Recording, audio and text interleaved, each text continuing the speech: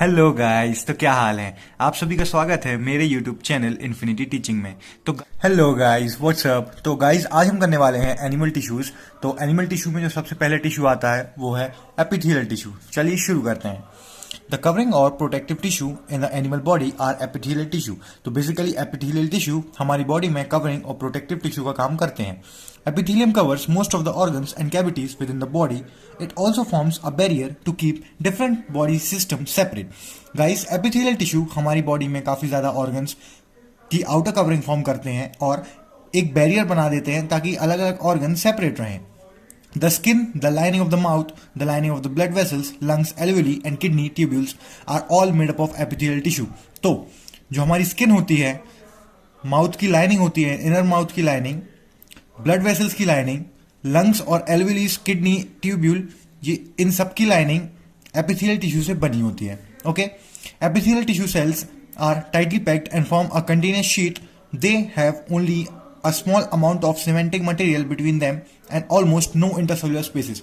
तो guys, epithelial tissues होते हैं ना, तो इनके जो सेल्स होते हैं ना वो बहुत ज्यादा टाइटली पैक्ड रहते हैं और कंटिन्यूअस शीट्स के फॉर्म में बने होते हैं। ठीक है, बहुत ज्यादा टाइटली पैक्ड रहते हैं और बहुत कम इंटरसेल्युलर स्पेसेस देखने को मिल जाती हैं एपिथेलियल टिश्यूज में। Okay, now obviously anything entering or leaving the body must cross at least one layer of epithelium.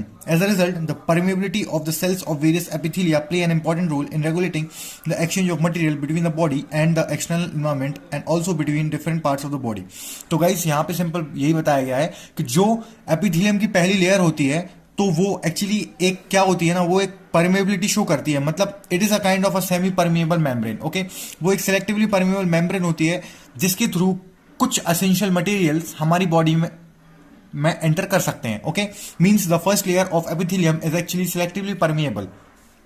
Okay, regardless of the type, all epithelium is usually separated from the underlying tissues by an intracellular fibrous basement membrane. Okay, different epithelia show differing structure that correlate within their unique function. For example, in cells lining blood vessels or lung alveoli, where transportation of the substance occur through a selective permeable surface, there is a simple flat kind of epithelium. This is called simple squamous epithelium. तो guys, epithelium tissue जो होता है ना, उसके भी कई parts, कई different categories है, जिसमें से जो फर्स्ट कैटेगरी है वो है squamous epithelium. Okay, squamous epithelium. Okay, now simple squamous epithelium cells are extremely thin and flat and form a delicate lining. The esophagus and the lining of the mouth are also covered with squamous epithelium. The skin, which protects the body, is also made up of squamous epithelium. Skin epithelial cells are arranged in many layers to prevent wear and tear. Since they are arranged in a pattern of layer, the epithelium is called stratified squamous epithelium. Okay, so guys, सबसे पहला जो epithelial tissue का type आता है वो है squamous epithelium. और यहाँ पे बताया गया है कि जो सिंपल स्क्वैमस एपिथेलियम टिश्यू होता है वो काफी ज्यादा थिन होता है और फ्लैट होता है और काफी ज्यादा डेलिकेट लाइनिंग, मतलब काफी स्मूथ लाइनिंग बनाता है। ठीक है, आप देख सकते हो कि ईसोफेगस हो गया, ठीक है, इनर लाइनिंग ऑफ माउथ हो गई और ये सब चीजें जो है ना ये सिंपल स्क्वैमस से कवर रहती हैं। ठीक है, स्किन हो गई जो कि हमारी बॉडी को प्रोटेक्ट करती है, वो भी स्क्वैमस एपिथेलियम से बनी होती है। ठीक है, और जो स्किन के एपिथेलियल सेल्स होते हैं ना वो काफी ज्यादा लेयर्स में अरेंज रहते हैं ताकि वियर टियर प्रिवेंट कर सके। मतलब जैसे हम कभी भी रब होती है हमारी स्किन तो वो ना टियर हो ना वियर हो, मतलब कुछ ज्यादा डैमेज ना हो स्किन को। Okay, arrange in patterns. ठीक है, fine. Now where absorption and secretion occur as in the inner lining of intense tall epithelial tissues are present. This columnar, meaning pillar-like epithelium, facilitate movement across the epithelial barrier. Okay, so guys, second type of epithelial tissue is the columnar. Okay, तो basically जहां पे absorption और secretion होना होता है ना, वहां पे कुछ पिलर लाइक सेल्स होते हैं जिनको हम कॉलमनर सेल्स बोलते हैं और वो टुगेदर फॉर्म करके कॉलमनर टिश्यू बना लेते हैं। और कॉलमनर टिश्यू किसके अंडर आता है? वो आता है सिंपल एपिथेलियल टिश्यू के अंडर। Okay, this is a animal tissue guys. Animal tissue काफी ज्यादा कॉम्प्लेक्स होता है as compared to plant tissue, so you need to focus. Okay, now okay, so in the respiratory tract, ठीक है, respiratory tract में देखने को मिल जाएगा। The columnar epithelial tissue also has cilia which are hair like projection on the outer surface of epithelial cells. These cilia can move and their movement pushes the mucus forward to clear it. This type of epithelium is the ciliated columnar epithelium. See, what happens guys, देखो क्या होता है जो columnar epithelium है ना, देखो respiratory tract मतलब हमारा ये जो गला वाला हिस्सा है ना, देखो कभी भी देखो आपको कभी भी जैसे सर्दी हुई है, ठीक है, सर्दी हुई है तो जो म्यूकस सब्सटेंस होता है वो नोज के थ्रू बाहर आता है, पर एक्चुअली वो प्रोड्यूस तो गले में हो रहा है, पर वो नोज तक आ कैसे रहा है? तो इसका मेन जो कारण है ना वो है कॉलमनर टिश्यूज। तो कॉलमनर टिश्यूज हमारे गले में प्रेजेंट रहते हैं और कुछ कुछ कॉलमनर टिश्यूज ऐसे रहते हैं जिनमें सीलिया प्रेजेंट रहते हैं। सीलिया मतलब small hell like projection, okay, ठीक है, सीलिएटेड कॉलमनर, ठीक है। यहाँ पे देखिए इमेज भी दी है सीलिएटेड, यहाँ पे देखिए ये जो है ना हेयर लाइक प्रोजेक्शन से सीलिया टाइप, ठीक है। और ये क्यूबॉइडल टिश्यू है, स्क्वैमस है और एक कॉलमनार है, ठीक है। कॉलमनार वो भी सीलिएटेड। तो सीलिएटेड कॉलमनार का फायदा ये मिल जाता है कि उसमें सीलिया रहते हैं। तो सीलिया क्या करते हैं? मूवमेंट करते हैं। तो सीलिया के मूवमेंट के कारण ही जो म्यूकस रहता है ना वो हमारे गले से होकर हमारे नाक तक पहुंच जाता है, क्योंकि वहां पे सीलिएटेड कॉलमनार एपिथेलियम रहते हैं, ओके। पहले हमने पढ़ा एपिथेलियम, ठीक है, फिर उसके बाद एपिथेलियल का टिश्यू का भी सब कैटेगरी हुआ। उसमें पहला आया स्क्वैमस एपिथेलियम, दूसरा आया कॉलमनार के अंडर भी सीलिएटेड कॉलमनार एपिथेलियम, ठीक है। अब हम देखते हैं क्यूबॉइडल, ठीक है। Third category is cuboidal, okay, market cuboidal, third category, third type, you can say third type cuboidal, ठीक है, with cube shaped. It forms the lining of kidney tubules, ठीक है, and duct of salivary glands where it provide mechanical support, ये mechanical support provide करता है, ठीक है। Epithelial cells often acquire additional specialization as gland cells which can secrete substance at the epithelial surface. Sometime a portion of epithelial tissue fold inwards and a multicellular gland is formed, this is called glandular epithelium, ठीक है। तो guys क्या होता है ना कि कभी कभार ये जो एपिथेलियल टिश्यूज होते हैं ना, इनका कुछ पोर्शन है ना अंदर साइड फोल्ड कर जाता है और एक पर्टिकुलर ग्लैंड का शेप ले लेते हैं। ग्लैंड वो चीज होता है जो कि कुछ सिक्रीट कर सकता है, ठीक है। तो एक पर्टिकुलर ग्लैंड का शेप ले लेते हैं, मतलब एक मल्टीसेलुलर ग्लैंड फॉर्म हो जाता है। तो उस पर्टिकुलर एपिथेलियल टिश्यू को हम बोलते हैं ग्लैंडुलर एपिथेलियम। क्या बोलते हैं? Glandular epithelium, glandular epithelium. तो गाइस ये पूरा एपिथेलियल टिश्यू के बारे में था। So guys another type of animal tissue, मतलब दूसरे प्रकार का एनिमल टिश्यू है कनेक्टिव टिश्यू, ठीक है। पहला हमने पढ़ा एपिथेलियल टिश्यू जो कि बेसिकली एक कवरिंग टिश्यू था, उसकी भी सब कैटेगरीज पढ़ी हमने। अब हम पढ़ेंगे कनेक्टिव टिश्यू, ठीक है, फाइन। देखो कनेक्टिव टिश्यू के अंदर क्या क्या आता है, देखो blood, first of all blood यहाँ पे देखिए क्लियरली एनसीईआरटी ने स्टेटमेंट लिखा, blood is a type of a connective tissue, okay.